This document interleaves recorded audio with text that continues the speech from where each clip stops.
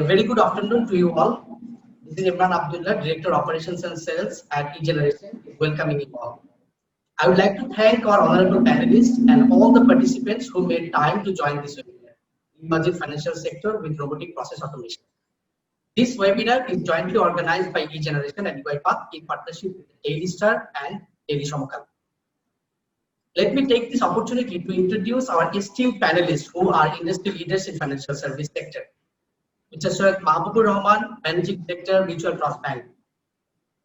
Mr. Selim RF Hussain, Managing Director, Bragg Bank Limited.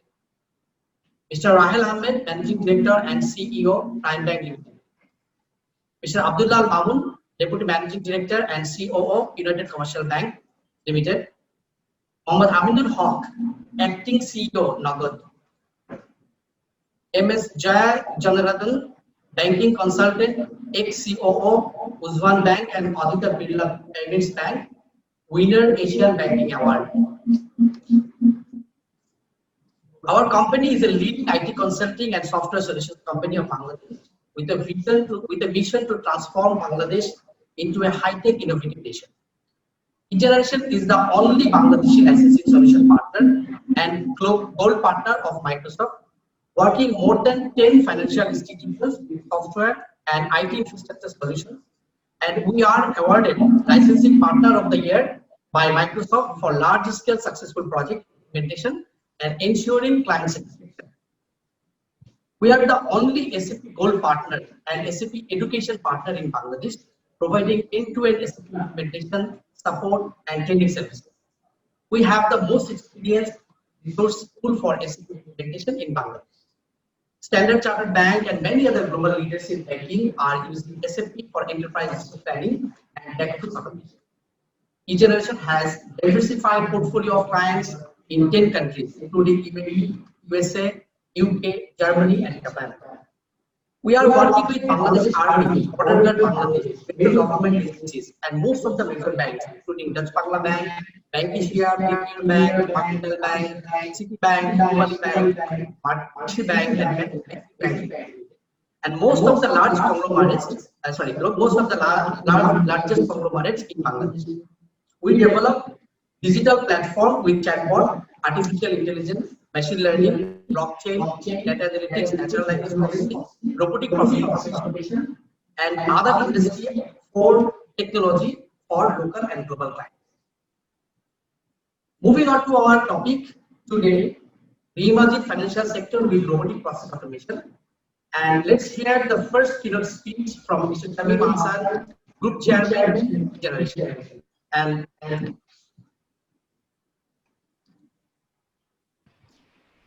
you have any questions during the presentations, please write it in the Q&A panel so that we can answer you in the Q&A session. Thank you. Thank you very much, Imran Abdullah. So I'm very delighted today. We have esteemed speakers. Mr. Syed Mahbubur Rahman Bhai, he is a mentor and elder brother, has been always very supportive to our IT industry. We have Selim RF Hussain Bhai. Actually, the biggest breakthrough for our IT industry came when Selim Bhai was leading IDLC, and I was the basis president at that time. When there was no conference for the IT industry. Selim Bhai came forward, took the challenge, and we signed a contract, an MOU, where he arranged, collateral-free loan for all the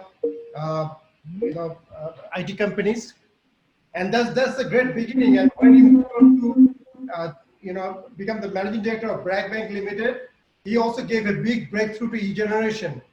And he with the collateral free, he gave us a big financing, and that helped eGeneration to become the #1 Microsoft partner in Bangladesh. That helped eGeneration to become the #1 SAP partner in Bangladesh, and that helped eGeneration to compete with Big 4 companies and all global companies to win large-scale projects like 27 crore taka projects with Robi, and the large government projects and RPA, AI projects. And Salim Bhai, we are very grateful for your support. We also have Rahel Ahmed Bhai, probably the youngest managing director of the leading bank.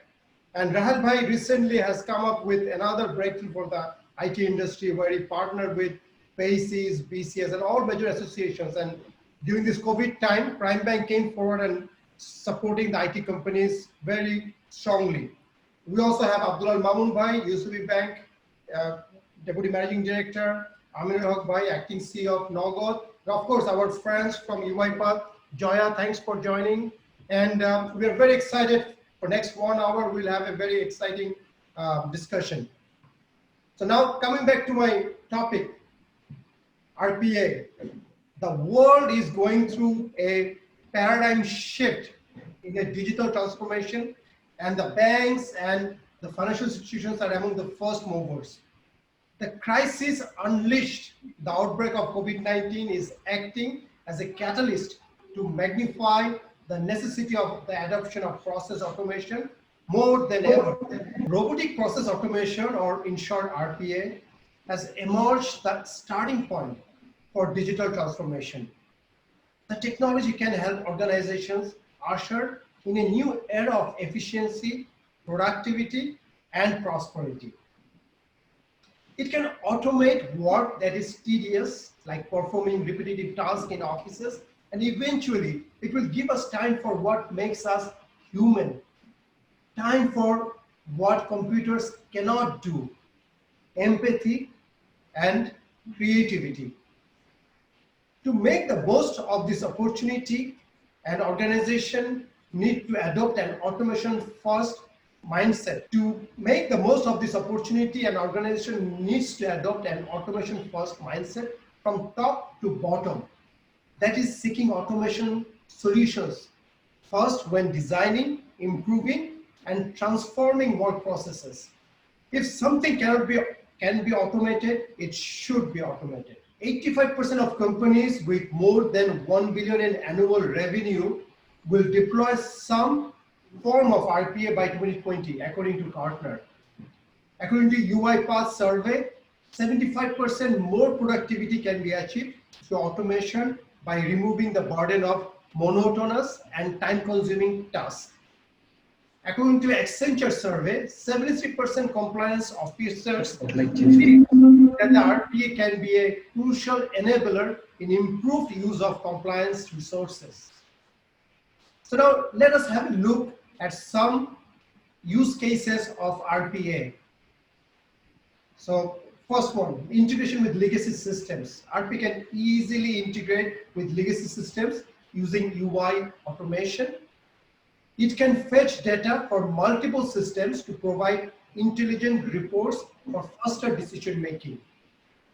Using optical character recognition or OCR technology, RPA bots can read information from paper-based forms, convert it into digital format, and validate information with multiple systems.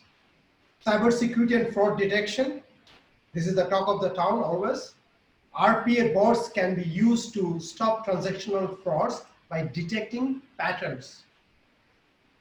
RPA bots can create reports within minutes, which are required for board meetings, annual meetings, audits, and of course, regulators. With the help of artificial intelligence, natural language processing, and sentiment analysis, RPA bots can understand emails, chats to provide resolution to customer queries. So now let's see, RPA has huge positive impacts on business operations such as back office transformation. RPA can bring in 40 to 60% savings in processing time, cost in back office operations, as well as reduce manual work of verifying information from multiple systems and keep them updated. RPA can connect legacy systems with invasive implementation or infrastructure. With the implementation of RPA, processes will be more compliant with almost zero errors, as bots do not make mistakes and they follow rules. And finally, scalability. RPA implementation allows organizations to put more focus on innovative strategies to grow their businesses by freeing employees from doing mundane tasks. As powerful new technology emerges, such as internet, mobile platforms, cloud automation, etc., Those organizations that fail to adapt and evolve inevitable fall by the wayside. Even industry giants are not immune to this phenomenon. Conversely, companies that recognize the changing times, proactively incorporate disruptive technologies, and embrace new business models adequately prepare themselves for the future. Not only they are able to remain competitive, but also they can thrive. RP has come as a game changer for every industry. If we want to survive and thrive post-COVID, we must be efficient and focus our workforce into business growth while leaving the worrisome task to robots. We are reaching a point with the RP automation where deployment is replacing doubts, potential is replacing fears.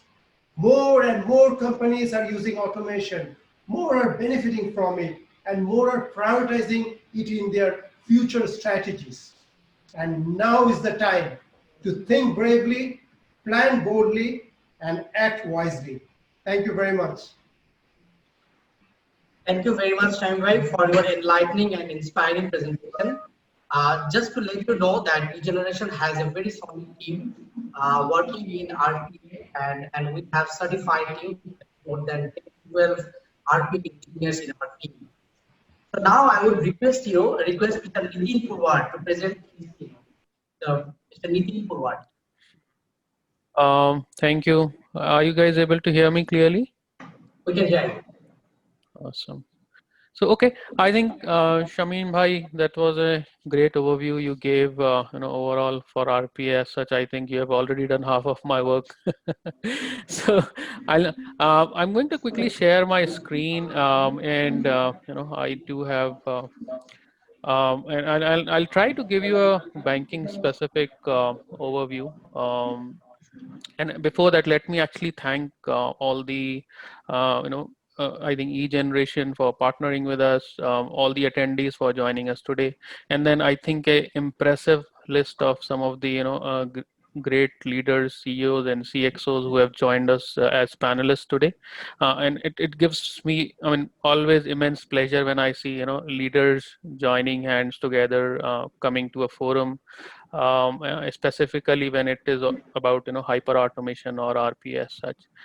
So with that, let me quickly take you through some of the specific areas, focus areas, what is happening in the industry currently, globally.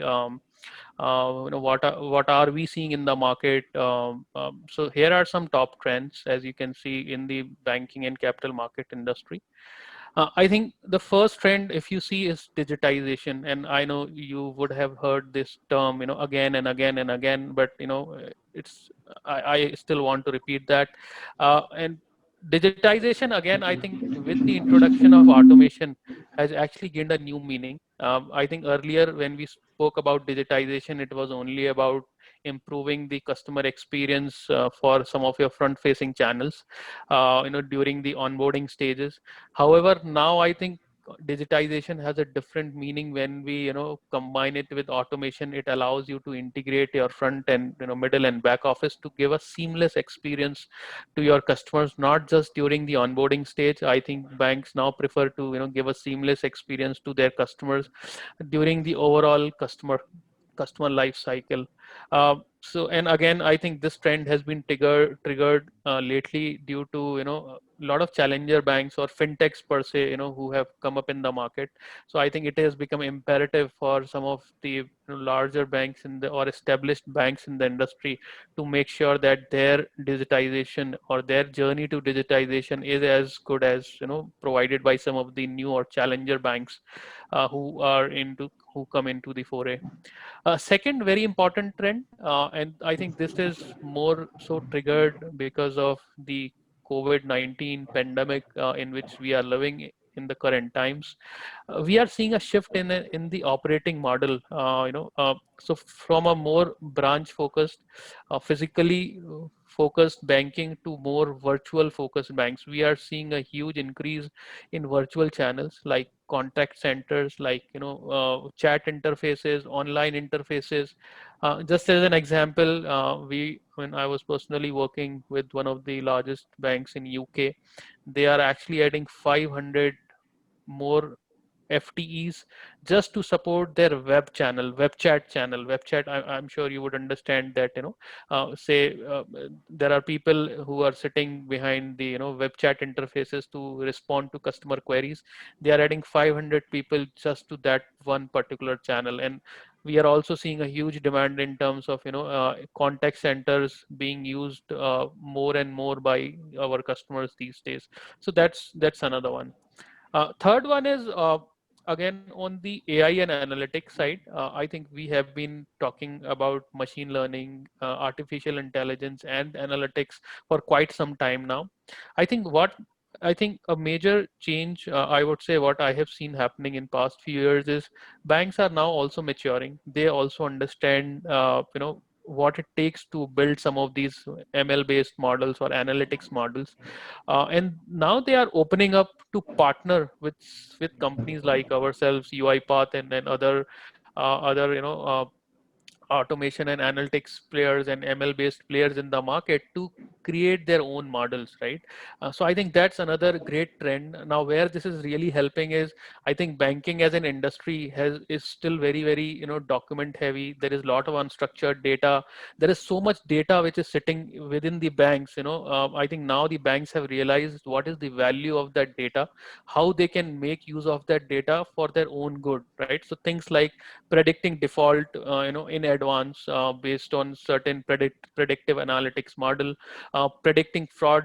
So there are a lot of fraud models, fraud analytics models you will see in the market. So I think there is an increased one adoption in the market, plus an increased awareness and a hunch to partner in creating some of these models. So that is another trend. And then lastly, I think again, I think Shamim Bhai also, I think briefly mentioned this security and risk. Now we are sitting in times when a lot of people are working from home. Typically banks have shied away from allowing people to work from remote environments, and that is especially because of data privacy. Data is like currency for banks, but now since there's no other choice than to allow people to work from home. So I think there are a lot of discussions which are ongoing, how we can improve or secure your remote workforce, how you can improve your risk and controls, how you can increase your audits which were happening, to ensure that there is a wider coverage on an ongoing basis, right? So I think these are typically the trends which we are seeing in the market as of now. Quickly moving on, just from an outlook perspective, since we are talking about automation, hyper automation, RPA today, I thought I'll just give you a quick overview of what is the outlook in the industry today. How, do we see a market for automation or not? So I think one is in terms of what is the overall opportunity size. I think globally, if you see banking, it's a multi-trillion dollar industry, and we do see a lot of opportunity both in banking, insurance, capital market, and some of the other NBFCs as well. I think we do see a lot of opportunity there. I think one of the trends, again, I would say, which I have been seeing in past couple of years. I think when automation started, or if I have to say when RPA kind of kicked off, or when banks started the adoption of RPA, it was primarily limited to back office, right? Because that is where people thought, hey, look, there are a lot of mundane tasks which sit primarily in the back office. I think over the past year, and especially with some of the newer technologies within the RPA suite which have been launched, we are also seeing a lot of adoption in the front office. Now, front office, when I say front office, it really means your customer facing roles, things like your branches, branch bankers, contact center agents. So all those typically form your front office. So we are actually seeing a lot of demand in the front office also, and that is actually a larger demand because that forms a large chunk of the overall population count of a bank, right? So there's a large chunk of employee resources who are sitting in the front office and who need lot of enablement, lot of digital assistance, because they are also working day in and day out to ensure the top line is increasing for the bank. So I think that we are seeing a lot of traction there.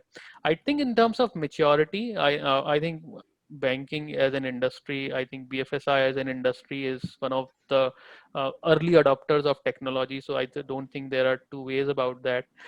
Just in terms of, I think, potential, again, these are some figures from some of the leading consulting or research analyst firms like Deloitte and McKinsey and Autonomous Next. I think we see that there's around 43% potential for automation. I think overall in terms of market, it's a 512 billion dollar market, or rather it is going to add that amount to your revenue. I think another good trend is, I think when automation started, I think banks were still kind of shying away to scale their journey automation. They were having automation, but more so in bits and pockets in one business or other business. I think now we are also seeing an increased adoption and scaling of automation across enterprise. So I'll also share a good enterprise case study, where we saw how one of the Indian banks actually scaled a lot using automation as well. So that's from an outlook perspective. I think quickly, I just wanted to also show you some of the success stories which we saw in the recent past. And I think what I really want you to take from this is the different areas where these implementations have happened, and then what kind of benefits the banks have seen by doing those implementations. So I think some of the key areas like your loans, lending, mortgage is one of the prime product which a bank offers, and there are different types of lending products. I think mortgage is one of the most important one out of all those, and we see a lot of demand in mortgages from an automation perspective. As a case study, if you see, this is one case study for just the mortgage origination process, where one of the US based lenders adopted automation to automate their overall classification of documents. Now typically you would appreciate the fact that mortgage is a little bit complex from a lending perspective, because it involves a lot of different types of documents. Anyone who has taken a home loan would understand that it typically needs a lot of different documents to be submitted, and the bank has to review and classify and index all those different types of documents. So again, typically it's one of those complex processes which are sitting in the bank. So that is where I think we have given some good benefits. As you can see, almost 30% reduction in the overall handling time which it took to perform the origination process.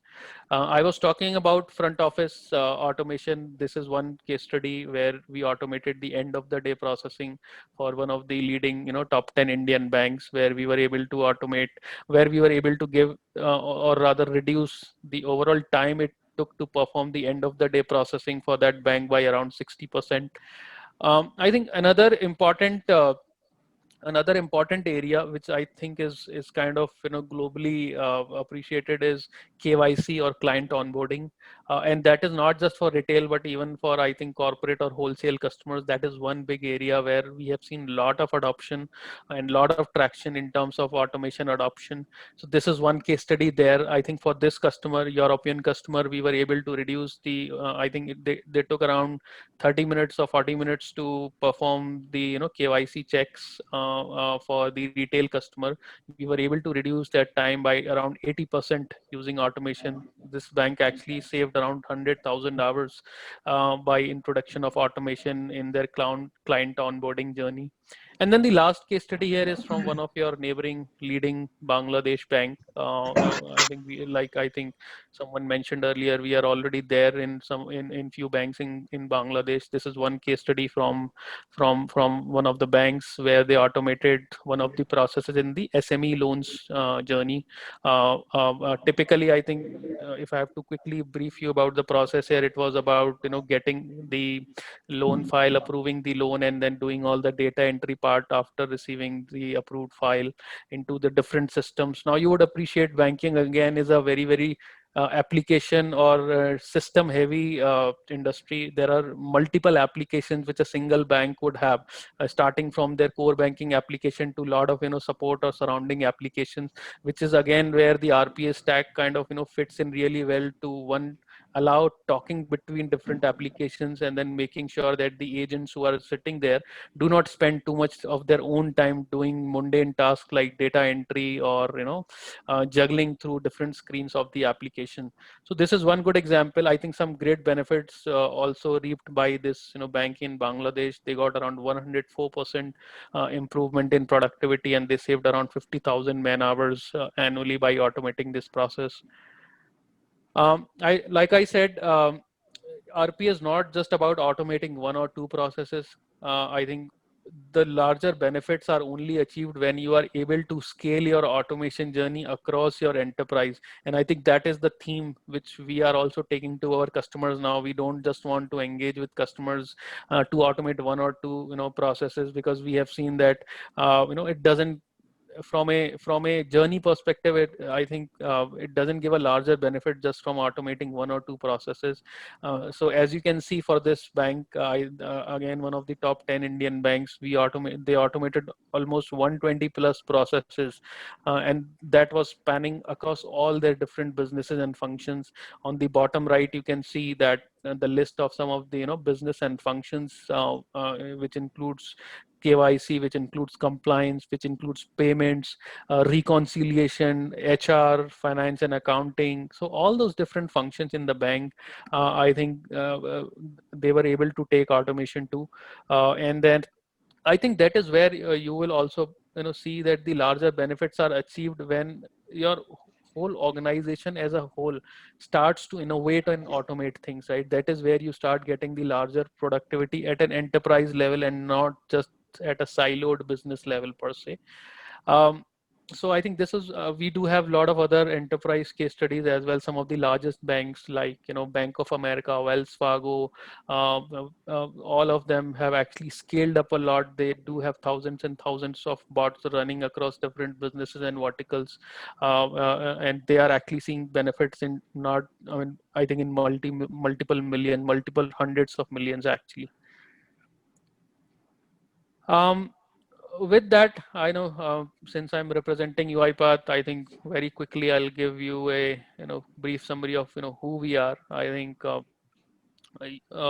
as a company, I think we are the leader from an hyper automation perspective in this overall automation space. As you can see here, some of the leading organizations, research firms have rated us on the top, either rated us number one, or we are sitting at the top of the quadrants for all these research analyst firms. I think in terms of our presence globally, we are present in more than 700 plus banks globally. In India alone, we are present in almost 20-25 plus banks. We are present, like I said, we are present in Bangladesh. We are present in almost all the Southeast Asian countries as well. In terms of our strength, we are almost close to 3,000 employees in strength spread globally. We do have offices in almost all the large representative locations around the globe.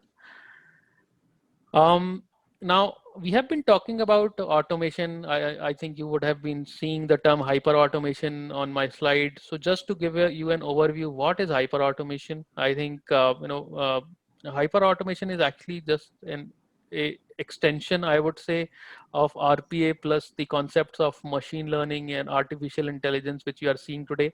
Now, why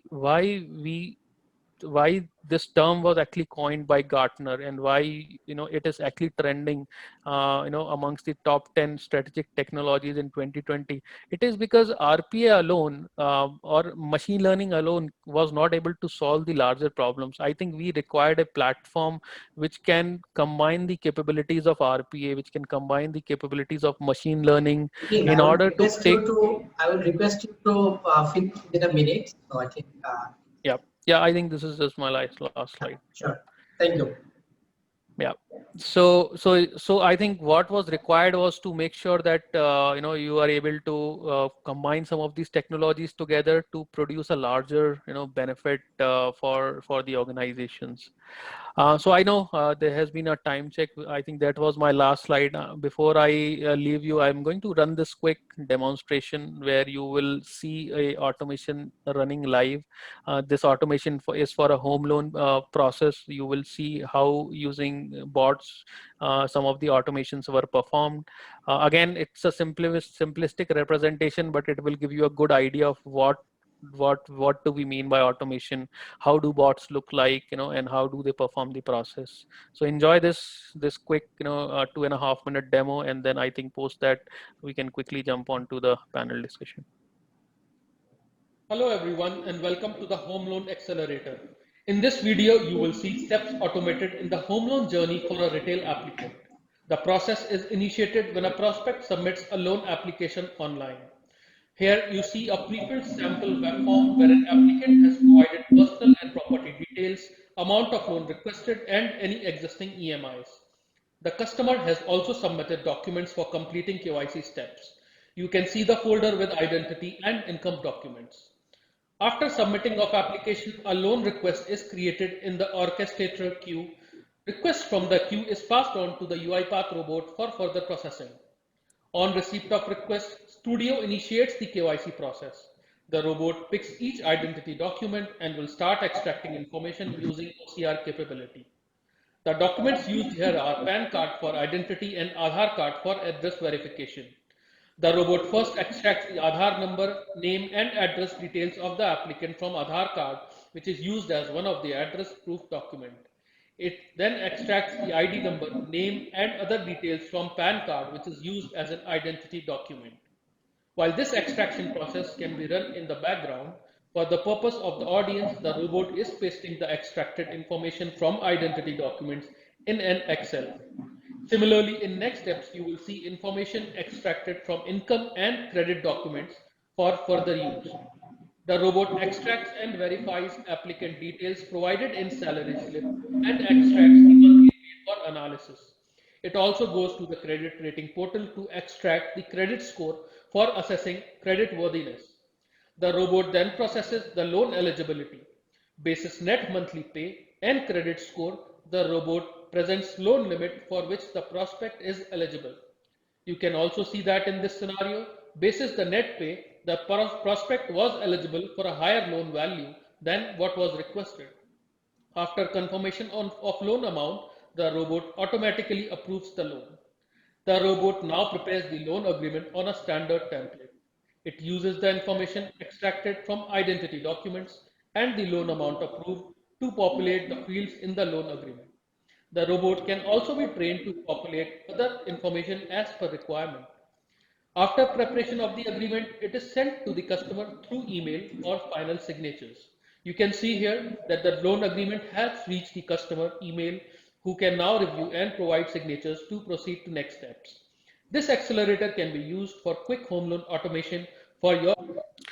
So I think that is all. I hope this video gave you a good understanding of how a automation looks like.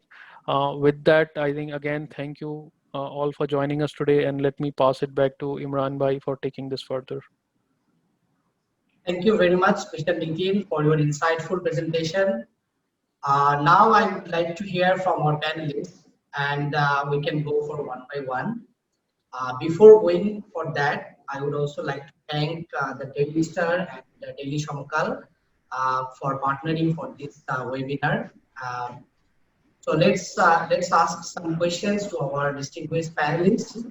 So I would like to start with Mahbub Bhai. Mahbub Bhai, BFSI as a sector has been at the forefront of adopting new technologies. Do you think the same can be true for banks in Bangladesh in case of adoption of RPA and artificial intelligence? Mahmoud Bhai, please.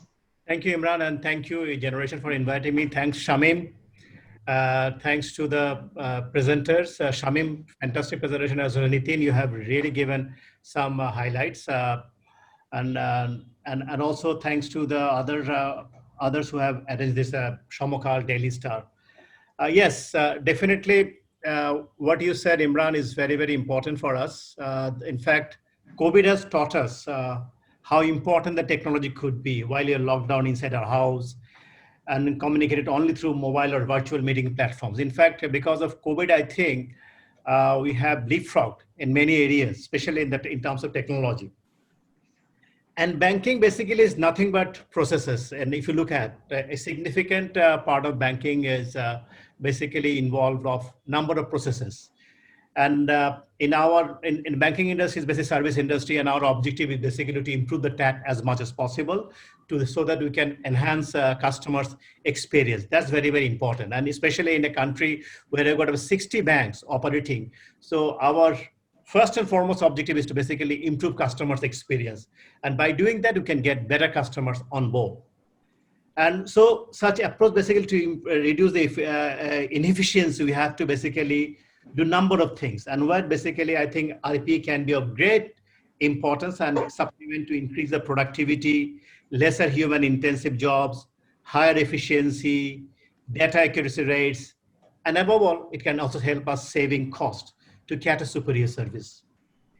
And data being the major part of banking system, I think data integrity is an issue in our industry. And I think data maturity, data accuracy still lacks in many of our organizations, many of the departments as well. And basically with the advent of digital revolution, data in fact has become the fuel to be competitive and agile. And artificial intelligence is also highly data intensive, and accuracy of processes or outcome depends on how much accurate data we fed for the system to respond. So I'm sure, I think we are taking number of steps, all the banks and most of the banks, large banks, they are basically working on the data to improve on the integrity of data. So we can basically use the RPA, because unless and until we can put the system in place, the process in place, whatever, even if we have the best of RPA, it will not help us. So we have to basically analyze the system, our system, and put that in place, and you have to understand it, and only then this RPA can help us. And AI would be the next step to help banks take faster and accurate decisions in terms of many aspects, such as underwriting, what Nitin has said as well, and dynamic digital fraud detections, forecasting, intelligent customer queries, and above all, better customer experience. Thank you.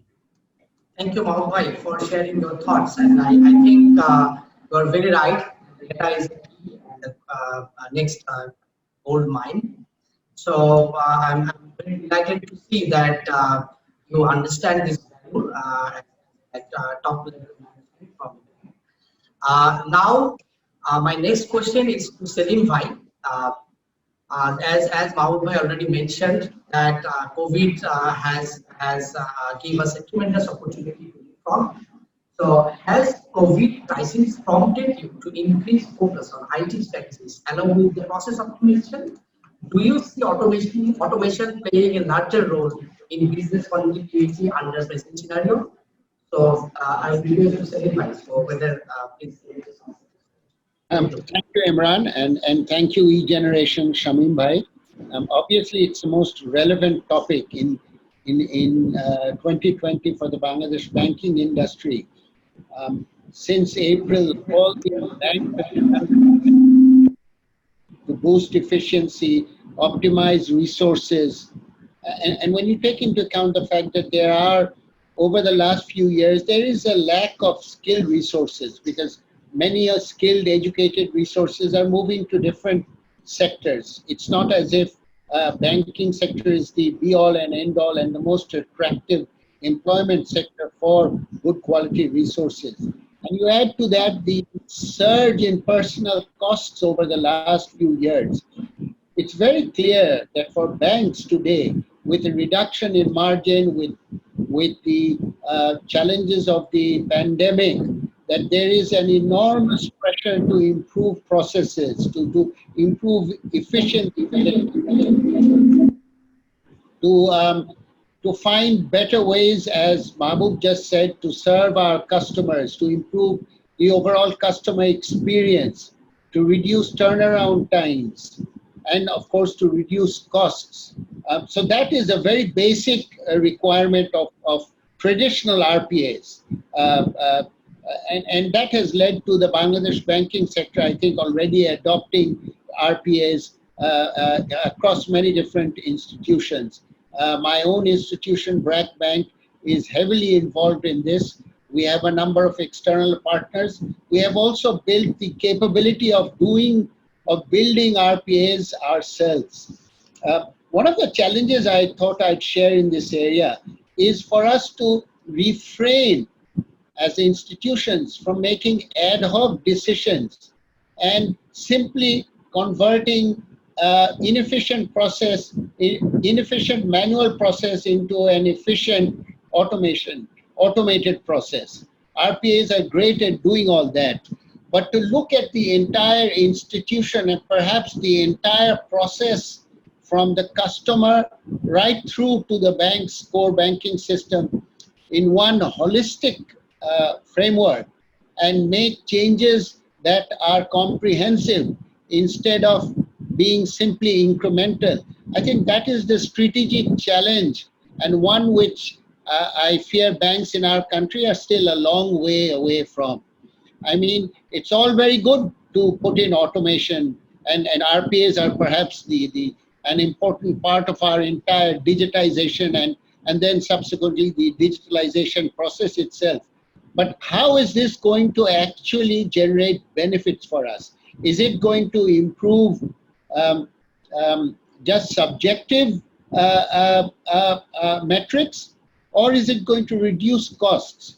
I can tell you in BRAC Bank what we've done, we've actually signed up to certain financial metrics with our board over the next 24 months, how we are going to reduce cost-income ratio of individual products and customer segments. So the challenge of using RPAs in the broader strategic framework is very, very significant. So I would encourage banks in the country to look at RPA as just a start of all that, because it is the start of digitization. It is the start of digitalization, more importantly. And for us to just think of it as being one small item alone is not going to make a big change. And one of the challenges we in BRAC Bank have experienced in this area is to be able to come up with resources who can look at an entire chain of transactions or processes and can convert these into something simpler, easier, or different, or better. So that is a big challenge for our people. It's not just changing one small item, it is changing the entire process. As far as COVID is concerned, yes, if there is one positive out of this pandemic, it is the fact that the entire digital or digitalization agenda in this country, that has been very significantly accelerated in this country. I mean, across the banking sector and across the industries in general, not just the banking, but if you look at retail, for example, you'll see how digital solutions, app-based solutions are so common now. Even in my own household today, we buy everything digitally. We do not go to shops or kitchen markets or even supermarkets. Everything is now bought online. So online retail sales have grown very, very significantly. The adoption of, for example, online banking has quadrupled, quintupled, even in my organization. And I'm sure all other banks are experiencing the same momentum. So that is one positive outcome of COVID. Thanks, Imran. Thank you, Salim Bhai, for your insightful and valuable thoughts for bank, for this process for a bank. Now I would request to Rahel Bhai, Managing Director and CEO of Prime Bank. How important is digital transformation and strategy for your bank? Do you feel RPA and AI will play a major role in business and revenue growth of a large bank like Prime Bank? Thank you, eGeneration, Shamim Bhai, Imran Bhai, the presenter. Nitin, for covering it all. And I'll just take cue from what Mahbub Bhai and Salim Bhai have already covered. I mean, they have already covered how important or how the learning has been over the last 5 months for the banking industry in Bangladesh. So whatever I may say is definitely going to sound a little repetitive in certain areas. For the bank specific question that you asked, that how important it is for us, I mean, we are no exception from the industry. So for the banks and financial institutions, we have already been under quite a significant amount of pressure to optimize cost and as vis-a-vis boost our productivity. So as well as there have been other challenges, like the banking sector has been grappling with the scarcity of skilled resources, which Salim Bhai has already mentioned, the lack of efficiency in the processes. For Prime Bank, like 2018, we started a business process reengineering, an in-house business process reengineering for our each and every processes. Be it a support function process or be it a frontline process, each and every processes we looked at it on a single out basis. And the idea that we started off back in 2018 was that we will try to automate every part of it as much as possible. And that is how we kind of seeded the idea of automation or digitization for the whole bank. And as the operational expenses of the cost had been increasing day by day, and this in between, this COVID came in, so which was a big jolt, I would say, for all of us, and we were no exception as well. In next 6 months, I'm just giving an example that we are releasing roughly about 100,000 square feet area of office space in next 6 months, and we have already started releasing that. So we will be consolidating our office occupancies or the premises occupancies for the people that we have. Now, how do we do the processes going forward? So we are looking at the processes and we are trying to automate as much as possible. So that is where the digital transformation kicks in. That is where the AI kicks in. That is where the robotics kicks in. We are getting into phases where we have seen, and I'm talking about the Pan Bangladesh financial institution perspective, where we already have seen chatbots working for many of the banks, and which is one form of RPA or AI. So and moreover, one other thing that I must highlight, we as a bank or financial institution, we over our head, we have this 9% lending cap as well. So for us to acquire a loan and maintain a loan, and especially when it is in retail and SME, that acquisition cost and maintenance cost, maintaining it at that capped rate, we have to reduce our cost of acquisition and the cost of maintenance. And when I see the presentation of Nitin, and when I see that they're looking at the robotics are processing the mortgage loans, the SME back office, the loan processing is being done by one of the banks. I mean, that is definitely being replicated here in the industry. So for Prime Bank and for rest of the banks, I can assure you that digital transformation is no longer in the future, it is already in the present. And every smart financial institution is thinking how much they can digitize each of their processes. And as Nitin mentioned in his presentation, that it used to be kind of misnomer before, that it was synonymous that all the back office or support function jobs could be digitized or could be used through RPAs. But now we know in many geographies we have seen that a full-fledged branch, starting from the person who greets you at the branch to most of your functionalities as a customer when you walk in, is being met by robots. So that is not very far from happening here in Bangladesh as well, I can assure you. So we are no exception.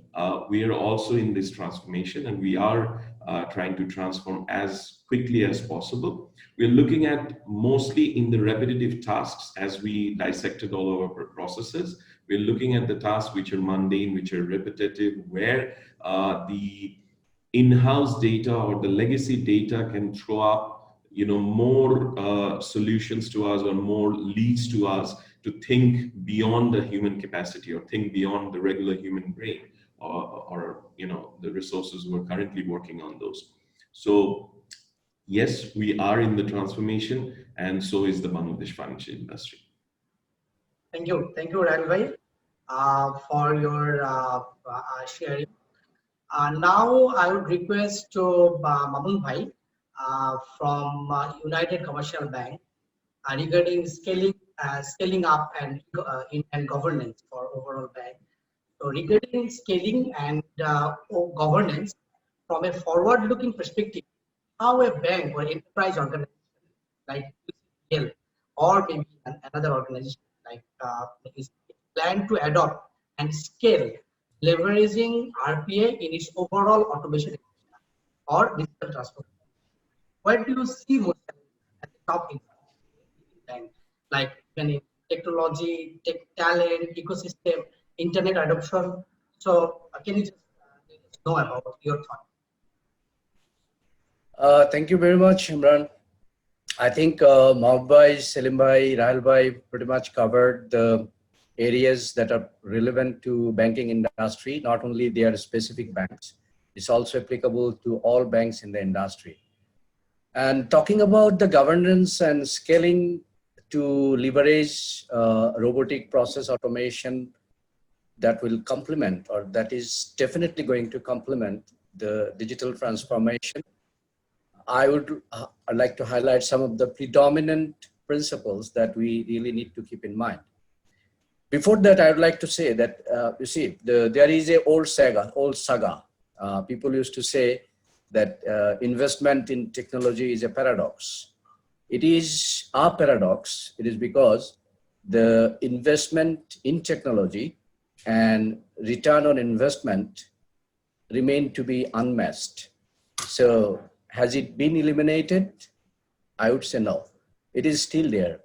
We are still ego-driven, whimsical in investing in technology, whether the organizational dynamics, organizational maturity, organizational business strategic objectives, and most importantly, the customer experiences. Are these matching with the technology that we are planning to implement? That remains kind of, you can say, undefined or still a paradox. But the benefits, sheer benefits that RPA is going to,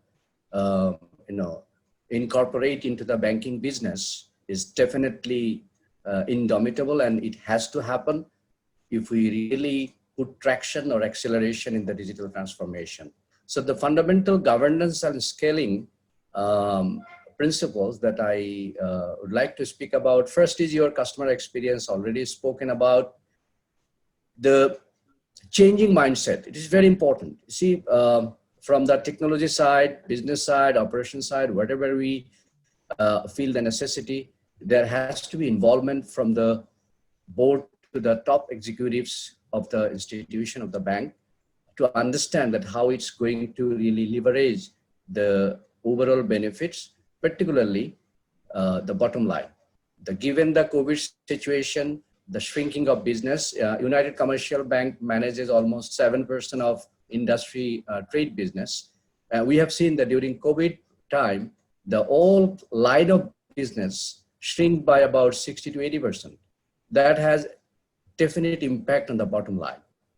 So thank God that we are a centralized bank and we could really manage the operations despite all kind of movement restrictions and all this. So this is, had there been RPA, maybe some of the processes would have been managed centrally instead of bringing people at workplace or like work from home. Work from home was also a new normal. We all understand that. And I'm sure all institutions and all banks were not ready to, with technology, with devices, with laptops, to support our full-blown banking operations. Despite all movements restrictions and all restrictions given by central bank on limited banking, the customer experience or the expectations remain the same. So during this time, in fact, banks ran as an usual business. And we definitely had the inadequacies. And I feel that RPA could really contribute that time, and it is going to complement the banking transformation that COVID has actually pushed forward. I think more nearing 5 years forward, that we need to have this transformation. Now, from the implementation perspective, it is part of a governance and a scaling, that we actually need to have the defined areas, which area need to be really put into RPA. And artificial intelligence or robotic process in automation basically works on business logics. This is some algorithms are there based on which the bots work. So if the institutions do not have the structured processes, accurate data with defined business goals in alignment with the customer expected experiences, I don't think so that the implementing RPA, just jumping on it, will add any values. Rather, it will create more unemployment or unemployed employees. In other way, I would say that we will create more unproductive bots in the fleet of unproductive employees that all organizations have. So for the scaling purpose, the institution needs to work on the processes and data more with priority. Like in United Commercial Bank, what we did, as Rahul Bhai said, that business process re-engineering and actually documenting entire business process operations. We call it business process operations manual.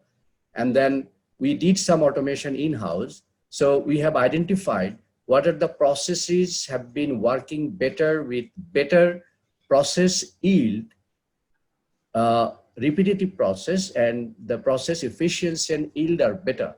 And we also did some proof of concept using the bots. I think UiPath was one of the partner with whom we did this. And we found that unstructured processes really doesn't help. And it will become the biggest impediment in scaling up the RPA rollout in the entire organization. From governance side, definitely IT infrastructure itself and the security, both part must be looked into, because you see the robots are pretty much processing power hungry, and until and unless there is a robust technology infrastructure in place, merely retrofitting with existing technology, we are not going to leverage or reaping the benefits from RPA. That is for sure. And centralized model would be the best approach to really get a governed and scale up the RPA benefits. From the technology side, resource inadequacy already talked about. I am not going to talk about more. Security that I already covered. And the current challenge that in Bangladesh we have, most of the banks are not still fully using centralized core banking system. Many banks use it, but again, these systems do not have adequate number of APIs, application programming interfaces, which is actually integration protocol, handshaking with systems. RPA cannot work in silos. The dependent system must perform equally with RPA to optimize the performance of the bots. Merely using a system, we cannot drive the digital transformation. We need to have all system integrated. The core systems currently are not really equipped with real life and real time and required APIs that need to be really incorporated. Maybe we need to even relook. Alright, thank you. Sorry, I'm just interrupting you. I will come to you again with the issues. Especially you mentioned about the maybe like the jobless issues and other things. So I will come to you regarding that issues again. Now I would like to request Mr. Aminul Haq another question. So we already know about the banking sector and how it impacting like robotic process. So do you feel that robotic process automation will also play a key role in business growth of mobile wallets like Nogod? So we already saw like exponential growth scenario in terms of no touch payment COVID era. So what do you think, like how robotic process automation to out? Okay. Thank you very much for your valuable question. Thank you, Mahbub Bhai, Selim Bhai, Rahil Bhai, Imran Bhai, and thanks to Daily Star and Shomokal for arranging this nice program. So, first of all, I would like to say that this RPA is a very important terminology at this moment, both for fintech and for the banks. Because you see, this pandemic situation, which has impacted almost each and every industry, where fintech, we have experienced enormous growth. From those customer segment, maybe we never expected to capture that business right before those pandemic, moments. So, of course, I think this is the right time to revisit the entire ecosystem, because we are talking about an economy in Bangladesh where still now approximately 90% of the total transaction is happening in cash mode, cash transaction. And then 50% of the people still do not have the formal access to any bank account or even fintech wallet. So in a country like Bangladesh, such automation is very essential, because you see, we do not know for how many months this pandemic will continue, but we'll have to meet the bottom line target. So now it is the perfect moment to revisit each and every activity, not just for the banks or fintech. It can be done for any industry. What are the activities that is being done and how we can automate those activities, not just from the standalone perspective. I think we need to seriously think about incorporating an entire management control system, which will bring those automation with the strategic need of those companies. So we need to think about focus, plan, control, report, each and every element, how this automation is going to help for that particular industry, and then how it can bring the efficiency in the system. So from fintech perspective, we have seen that there are a couple of industries who are actually using our service to survive during these pandemic moments, where they're like in the remote areas, which are like outside of the divisional areas, like people are not moving out of their home at all. But during those moments, we have observed that a lot of companies are using the mobile wallet to settle their payments. So that was not even in our business model that we have forecasted. So we have to face those moments. And not only that, I need to emphasize one particular point, that fintech and bank can work together side by side and work as a complementer, because there can be a lot of remote areas in Bangladesh where it's very difficult to justify a branch for a bank, but those customers has got the financial needs as well. So it is very easy for us to go and reach to those remote areas, open a wallet, and then at the end of the day, who are those people? Those people were never inside the ecosystem of Bangladesh, the financial ecosystem of Bangladesh. So we can collect the deposit from those people, and eventually at the end of the day, now where there's a huge crisis of deposit in the entire financial sector, and then we can park those funds in the banking system, and that's going to help both bank, fintech, and the entire circulation of fund in Bangladesh.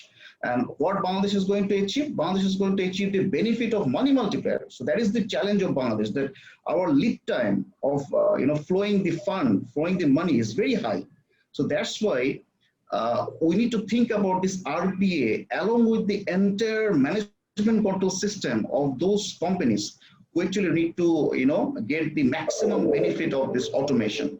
A lot of other countries have already started working in those areas. Like personally, I worked in quite a few Fortune 500 companies in the world. So I saw there, that was like the top agenda of the board as well. So I'm really happy to see Nitin, these slides and this information.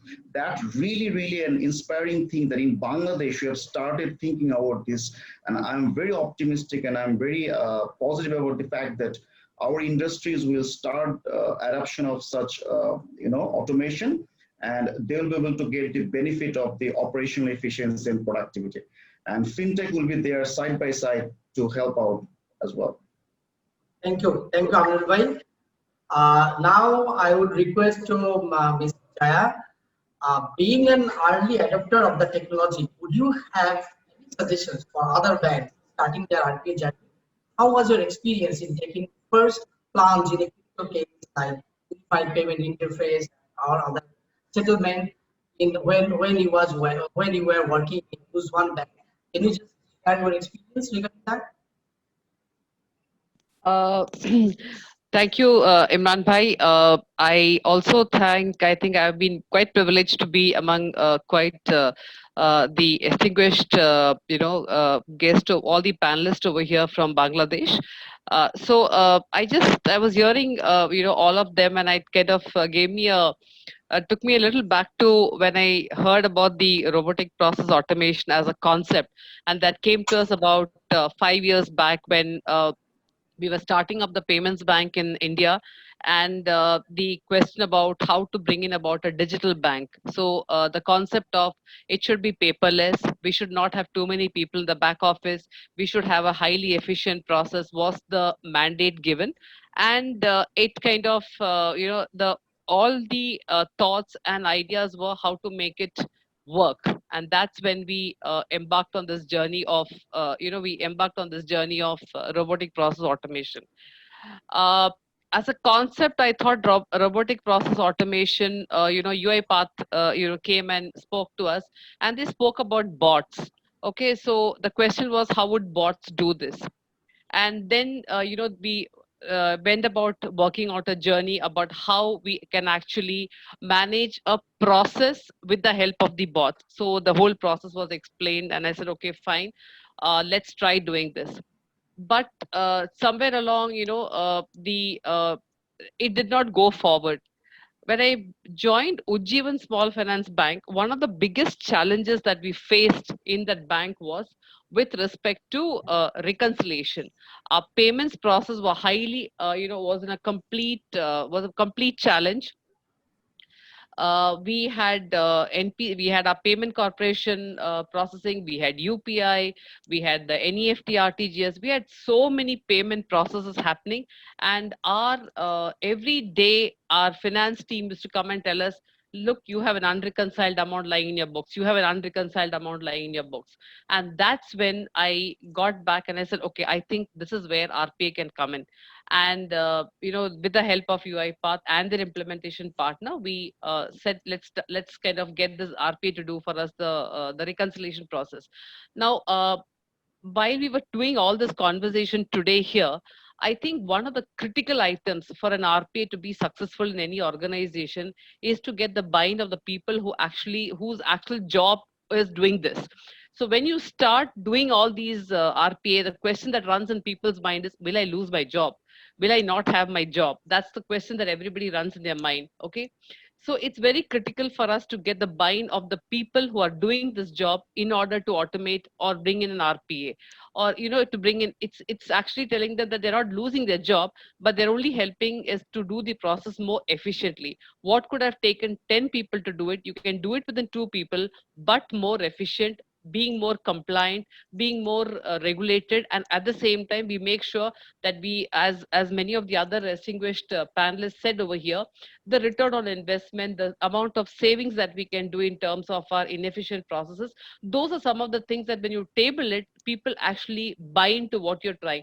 Top down approach is actually easy because almost all the MDs and CEOs are bought into the fact that we have to do RPA, we have to become a digital bank. It's always a mid management where you have the challenge in terms of getting them to understand what this concept is, how this is going to help us, how is it going to benefit the organization as a whole.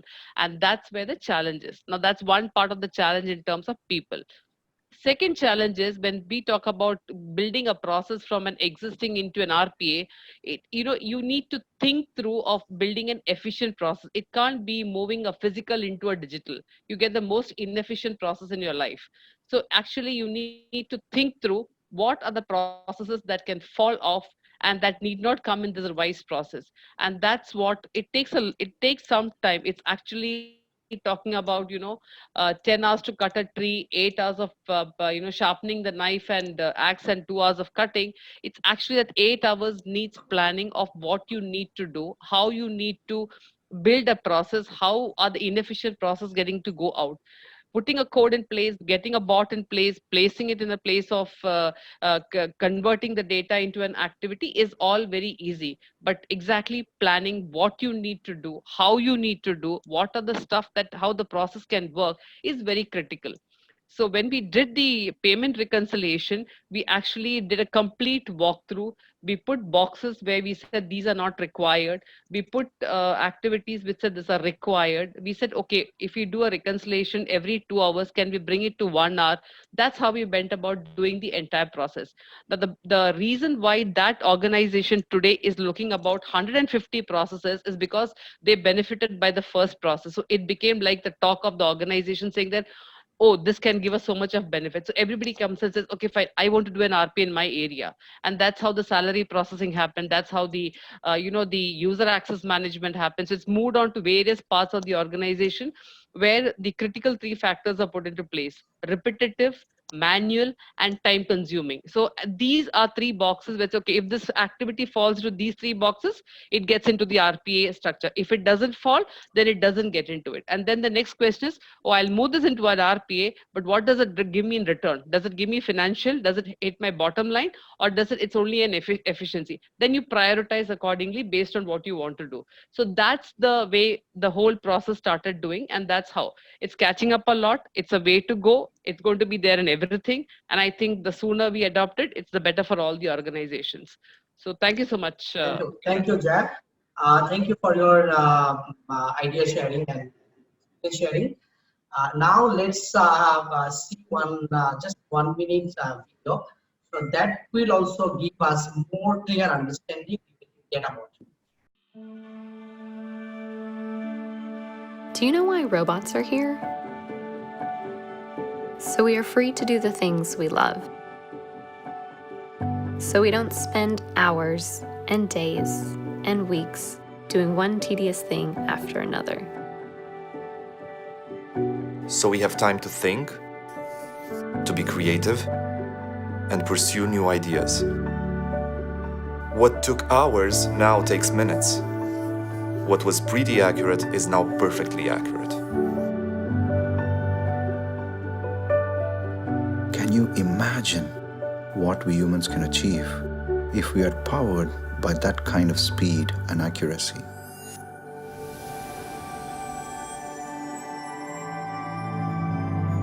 Robots automate display ads in Google AdWords in 3 seconds. I take 10 to 30 minutes. So what do I do with the extra time?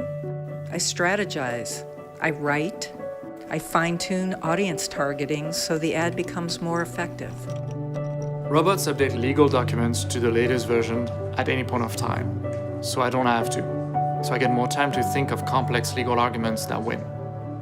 Robots translate customer requests to English and route them accurately to me, so I can spend time offering the best response fast, rather than scramble for translations.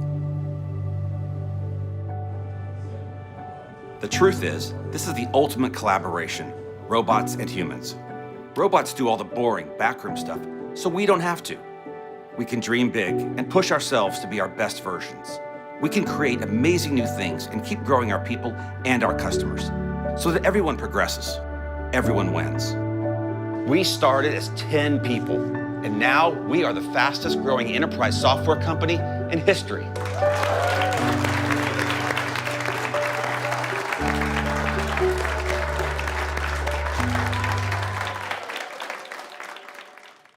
My next question is to Mahul Bhai. Provided you adopt for hyperautomation or RPA for use, thousands of man days will be generated into the digital workforce in action. How would you like to leverage the same for growth for the user?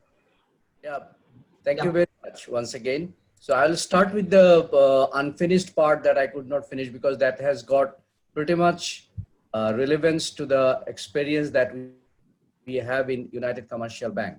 One of the biggest challenge adding to the previous list is we do not have a central data repository at national level. That is actually one of the biggest barrier to go digital or digital transformation.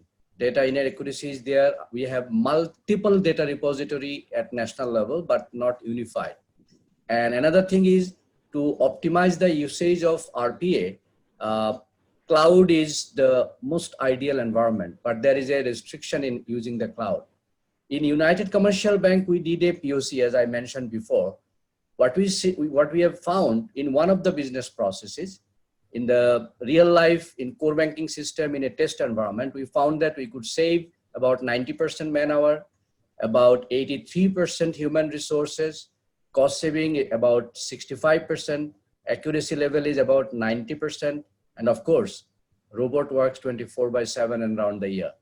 So to leverage the benefit, first and foremost, we are not going to actually implement 1,000 hours of robotic hours. That's not going to happen. That's not going to add any values. It will be a very gradual approach rather than radical approach.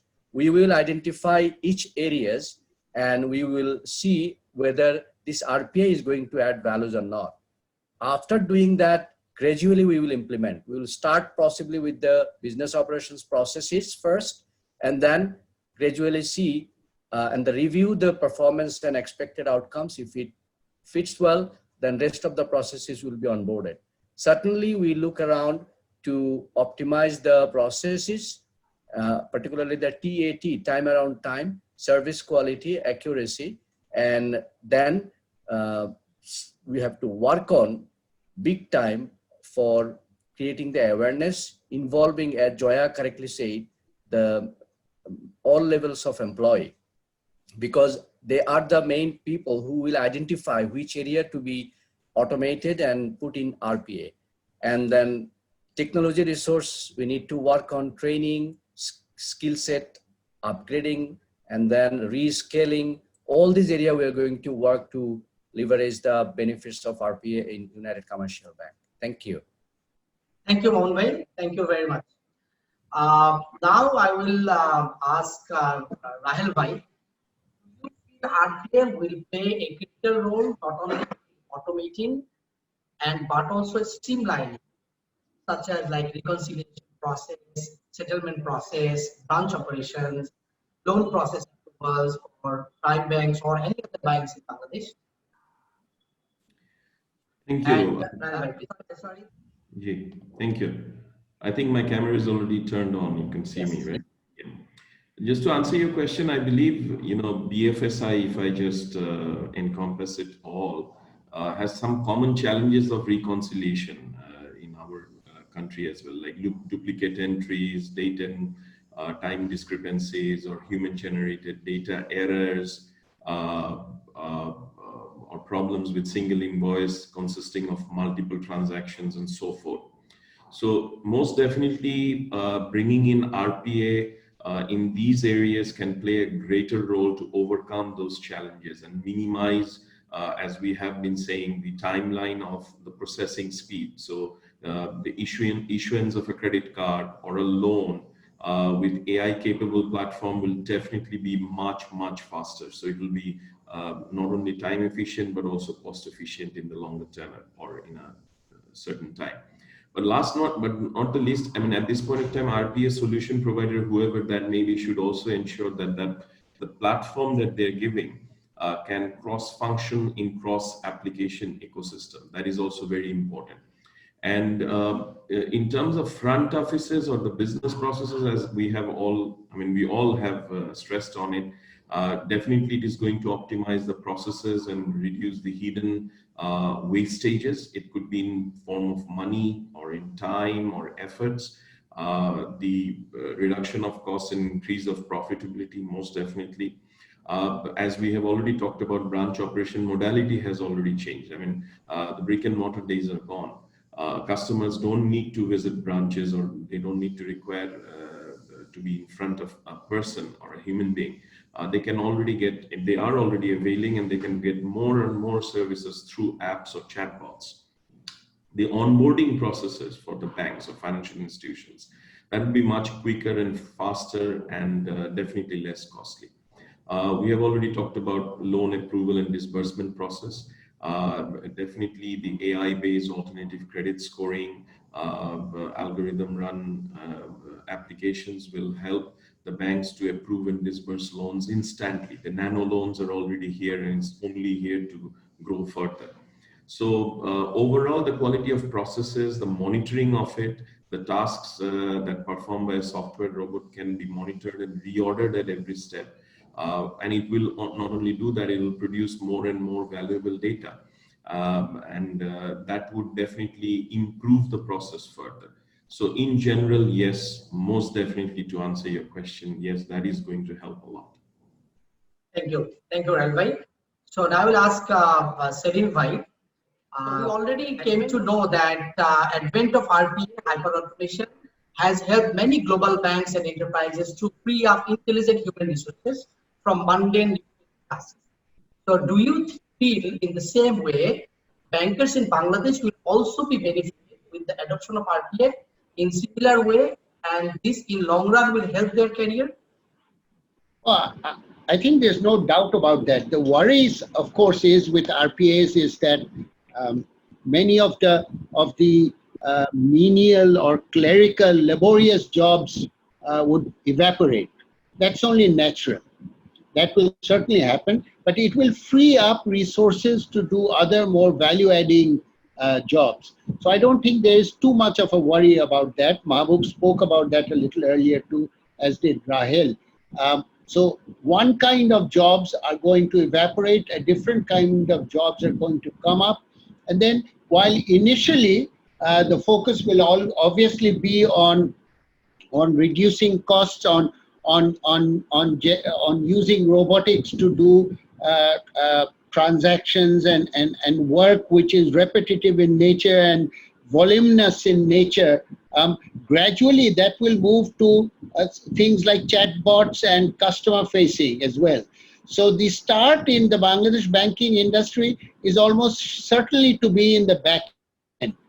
But as institutions understand how to use robotics better, they will start moving that to the middle of the bank, and then definitely towards the front end in customer-facing solutions as well. Things like chatbots, for example, or something else. So there's no doubt that while this is very much a start in this country, and yes, we do not seem to have very many vendors with that kind of solution capability. So there is certainly a space for somebody to come in, look at an organization, and help them step forward and change very significantly. Understand. Yeah. Thank you. Thank you, Selim Bhai. We understand that eGeneration is also working to develop this skill set, and we can also come forward. I think I have to emphasize there is, I feel, a great lack in the Bangladesh industry of software and solution companies coming out with solutions and actively, aggressively marketing them at their target clients. I don't see that happening all that often. So it's very important that companies, once it starts, you see what happens in our country is everybody follows somebody.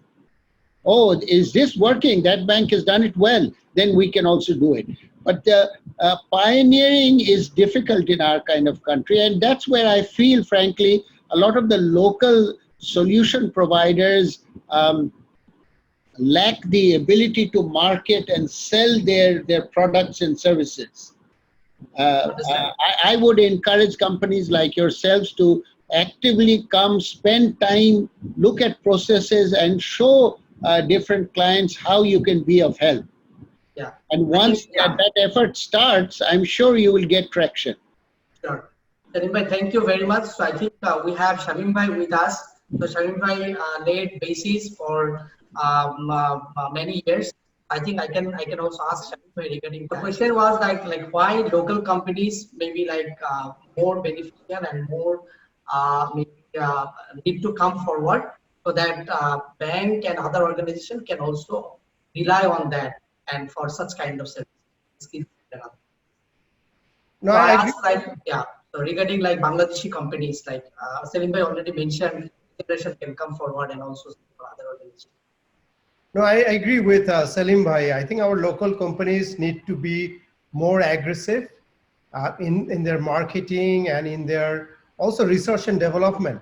So the challenge is our companies don't spend enough money on neither on R&D nor marketing them properly. So I think eGeneration has been lucky this year. First of all, we raised a good amount of money from our pre-IPO placement since we are the first company going for IPO.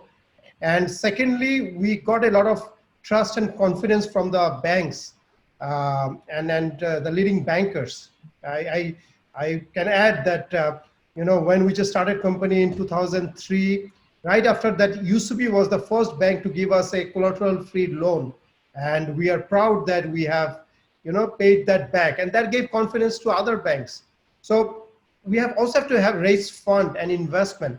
And I also remember, when I went to meet Salim Bhai and say, Salim Bhai, I need at least 10 crore taka to take eGeneration to the next level. He suggested, Shamim Bhai, you need to have a good CFO because our tech companies are not good in financial management. So thus I came and I really focused. I got chartered accountants, ACAs in our company to make sure we handle the finance really well. And that will give the confidence to bankers when you have money for research and development and proper marketing, then we can present the companies well. And then comes, we have to convince banks, telcos, and who are taking services from us that sometimes we see that they're willing to give 100, 200% profit to foreign companies.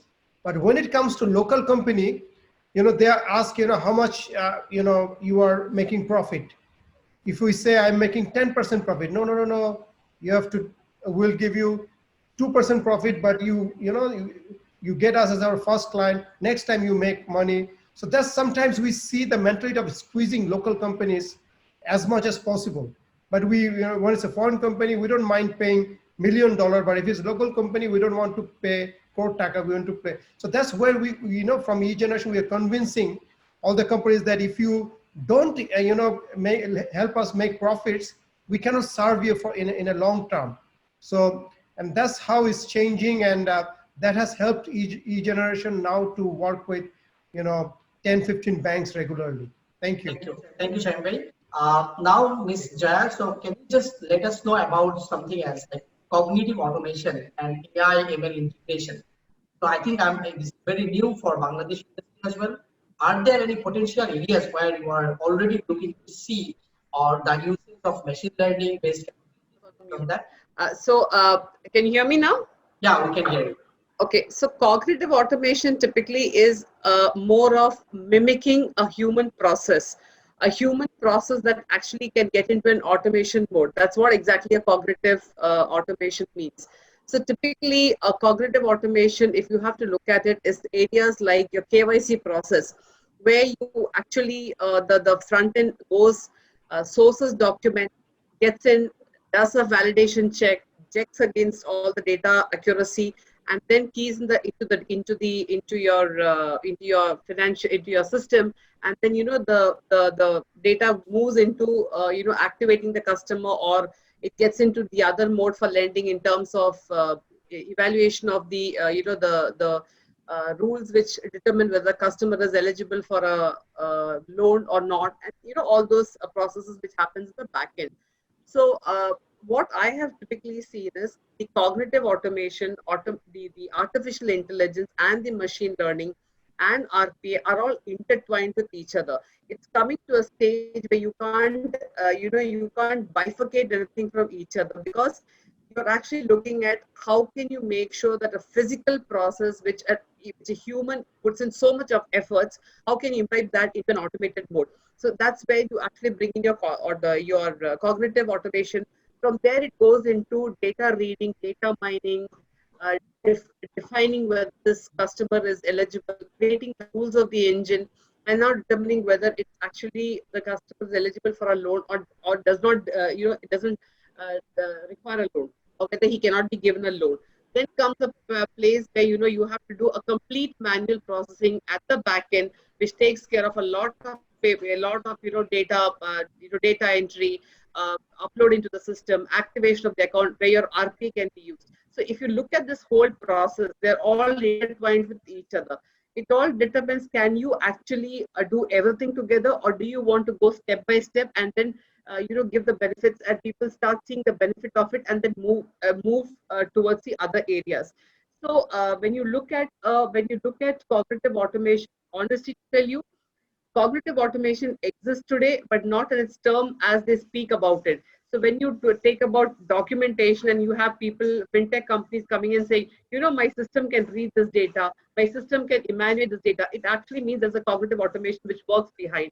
When you talk about the rule engine that talks about your the data, the understanding the collection process, and in today's world, is especially in the world of lending, because of the moratorium that has come into picture, MI becomes a very critical, the AI becomes a very critical piece.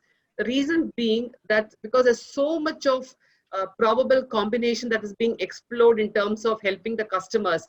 Okay, that's where your artificial intelligence actually gets into this data, understands how the data looks like, how does a customer behave, why has he given in the month of March, why has he not given the month of May, can we actually go back to him for the collection of the EMI payment. So that's how the data gets read by the artificial, understands the behavior of the customer, and then comes and tells you, okay, this is how the data looks like, now go get back to the customer and talk to the customer.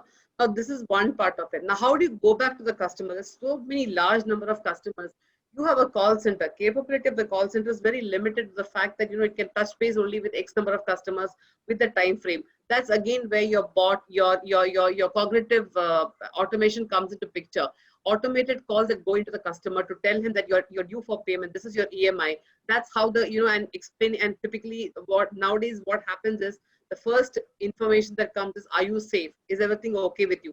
And then say, do you want to make your payment? So this entire thing, which used to be done by human, actually gets into a cognitive automation plus an artificial intelligence plus an RPA put together, and that's how the whole process works. So the way I see it is, these are bits and pieces which are coming in, but going forward, I see not very far off. Very soon they'll all become one wholesome piece, and you won't be able to survive without each other.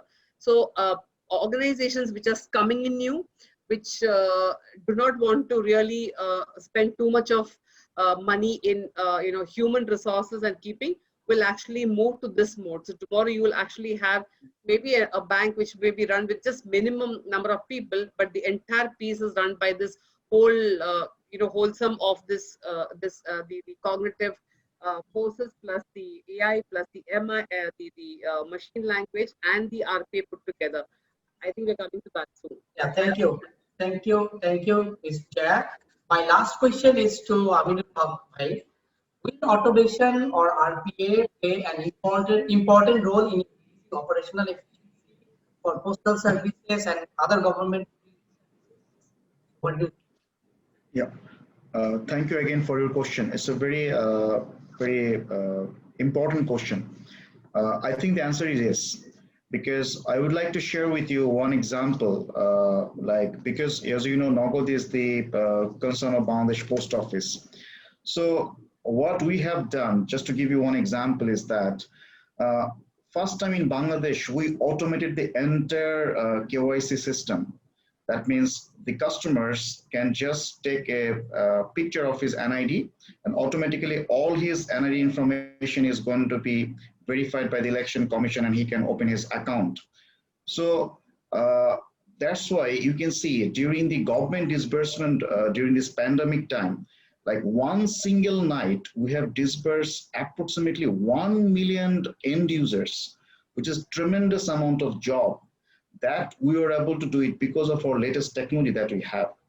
Similarly, for the postal services, of course, I think such data that we can get from the artificial intelligence and the RPA system can create a system where we'll be able to optimize the processes and the resources.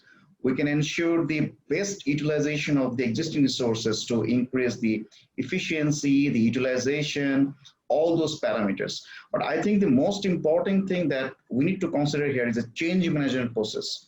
So if we want to do similar sort of thing for the government organizations, I think we need to have a very strong team who can manage the changes, because in Bangladesh, along with other countries, people are scared of change.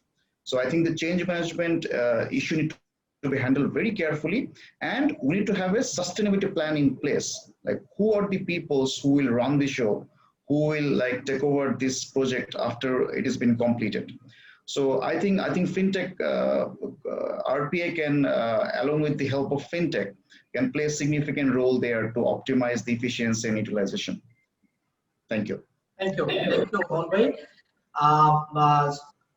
We will shift to the audience for questions now. I think I have got a very important question. How we can define the ROI from RPA implementation? Is there any recommended approach? Can anybody answer from UiPath? I can help if it is okay with you. Yeah, go ahead. Sure. I can help you on that, because personally in my lifetime, sometime in my career, like it is long back, I almost did a similar sort of project in my life.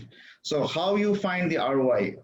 From my experience, that's a very reputed bank in Indonesia where we did this similar sort of automation project. I can give you a specific example. Like, we found in our scope, there are 34,000 activities done by that bank, and that bank has got 85,000 full-time staff. So what we did during that time, we found that 20% of those activities can be automated. So there is no need for FTE, full-time employees, to run those activities. So we converted those into man-hour, and the cost of the man-hour is a return that you can get. And what we did, in spite of like firing those people, we found an alternative job for them. Like, what happened in that bank was the title of cash officer or service officer converted into educator, who is to educate the customers to do the digital way of doing the transactions. So the ROI is the savings that you have from the man-hour, which was dedicated for those activities, and the cost is the how much cost you need to incur, for example, for this change management project. Yeah. No, that I think very well explains how you can calculate an ROI based on the as-is and the to-be. So you have your as-is process, and then you have a future state. I think just one thing I want to add, as part of our product suite, we have something called Automation Hub. What really happens is it allows you to host all your automation ideas or automation use cases, and then it automatically gives you what is the ROI you can get from the project or from the use case. So I think there are multiple other ROI calculators available as well, which basically does what I think Aminul Bhai just mentioned. That methodology is just inbuilt in those calculators. So I mean, if you want, you can reach out to any of us. We can provide you with that. There are multiple calculators available online as well. But yeah, I mean, I think the underlying methodology kind of remains the same. Thank you. Another question we have got, I think, from Mr. Shadier. The question is like, we also need RPA-friendly digital policy from Bangladesh Bank in this long-term planning, include all banking services under the RPA. Today or tomorrow, RPA will be the alternative banking backend services. Yes, I will. Thanks. Salim here.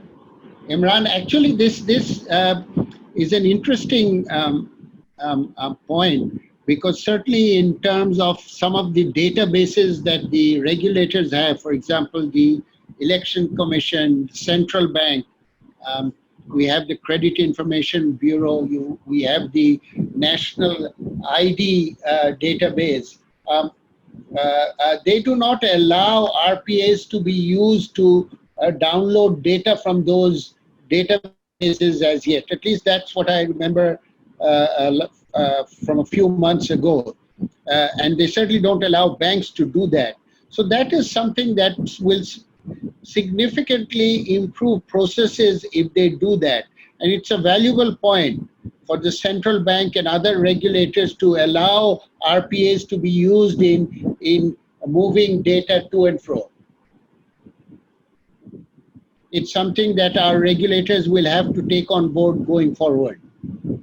What Selim has said, I agree with him, but at the same time, I think central bank has come forward a long way. They have EQIC thing, other things they're allowing, and there are certain steps they have taken as well in the past. So we're expecting that this is going to happen, but most importantly, also need to take steps from our side as well as to the data integrity, data accuracy. We also start to basically prepare ourselves for that. At the same time, pursue with central bank to bringing the digital policy that is required, data required to get into that RPA thing. Thank you, Selim Bhai and Mahmood Bhai. Question from Mr. Johir Islam: what type of problem the banker operate this process? How we can get its solution?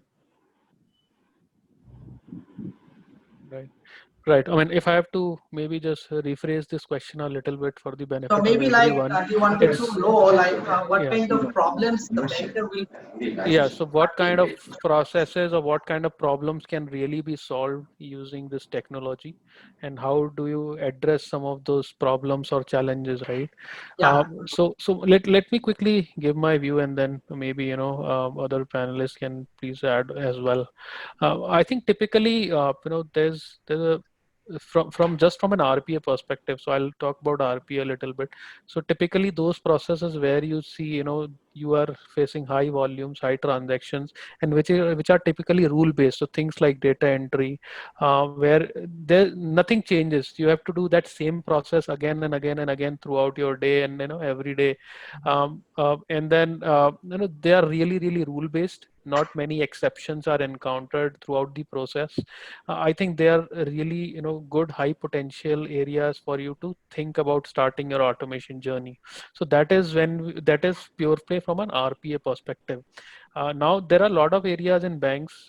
Typically there are few processes which are complex as well, where not everything is rule based. There can be multiple exceptions, which is where we start thinking of introducing things like cognitive models, machine learning based applications, right?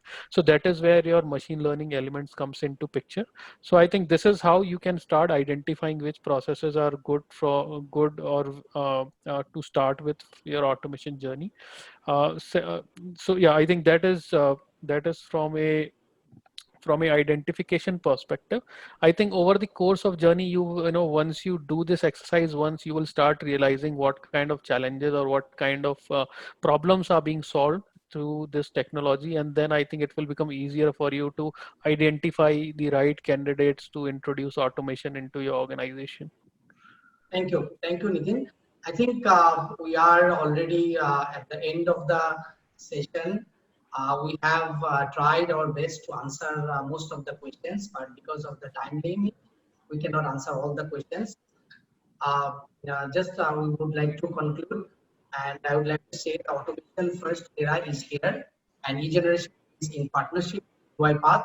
RPA can help you position your company to succeed and thrive in this exciting time of technological innovation and disruption. Thank you for your participation. Hope to see you again. Thank you very much. Thank you, everyone. Thank you so much, Thank you, Mahmood everyone. Bhai from Thank you. Bank, Selim Bhai from Bragg Bank, Rahel Bhai from Prime Bank, Mahmood Bhai from UCP, Amil Rock Bhai from Nogel, our friends from UiPath. So we look forward to working with all of you to make Bangladesh as a high-tech, innovative nation. So see you again.